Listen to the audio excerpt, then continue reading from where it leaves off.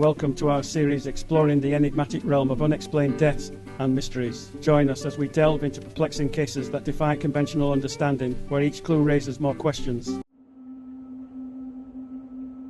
On a cold November afternoon in 1970, in the quiet valleys outside Bergen, Norway, two hikers stumbled upon something they would never forget. A body, charred and twisted, lying hidden among the rocks. This would be the beginning of one of Norway's most haunting mysteries. She would come to be known as the Isdal Woman. And her story, well, that's what keeps us guessing.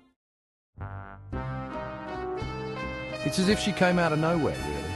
No family, no friends, no past we could trace. When we found her belongings, suitcases with wigs, makeup and, well, the labels ripped off her clothes, it was clear she didn't want to be known. Whoever she was, she went to great lengths to stay invisible. The woman's body was discovered in an area locals call Death Valley due to its history of tragic accidents and suicides. But Detective Jensen, the man who led the investigation, couldn't shake the feeling that this was something far more sinister. There was no clear evidence of foul play, but the scene was unsettling. The body was partially burned, lying in a strange position. Her arms were bent outward, almost like she was reaching for something, and there were empty bottles nearby. Whoever she was, she met a grim end. I can't forget the sight. For Detective Jensen, things became even stranger as they started piecing together her movements. Police tracked her across Norway and Europe, finding that she'd stayed in hotels under several different names. Each alias came with a new identity, a different passport. Sometimes she was Italian, other times she claimed to be Belgian. You don't just collect aliases and fake passports for nothing. Every new hotel she stayed at, she changed her name. One alias was Claudia Tielt. The next week she was Vera Jarl. She spoke multiple languages, wore wigs and kept to herself. It was like she was hiding from something or someone. And as detectives dug deeper, they found even more disturbing clues. In a suitcase linked to her, there were unmarked medicines, cosmetics, and an array of wigs. One item, however, raised even more questions. A map with certain locations marked, almost as if she'd been tracking specific spots. One of the locations marked on the map was a military testing site. That's when the theory of espionage came up. The Cold War was in full swing back then, and the intelligence game was, well, messy. But without concrete evidence, we were left to wonder if she was really a spy or if it was all just a story people wanted to believe. Detective Jensen wasn't ready to close the case, though.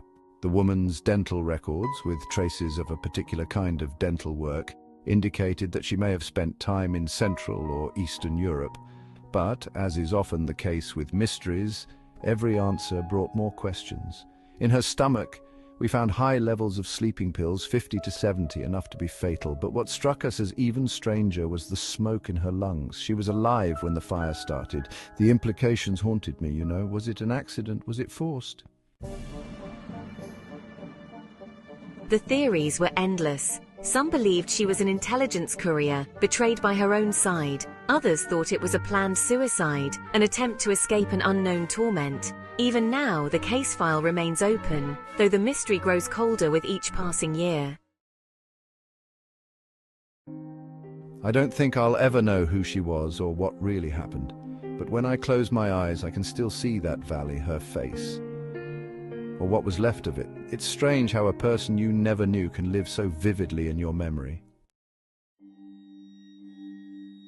The Isdal woman left behind no name, no family, no clear purpose. Just questions, and the quiet echo of a life that vanished as mysteriously as it had come. The truth may be buried with her, or perhaps it's hidden, waiting, just out of reach.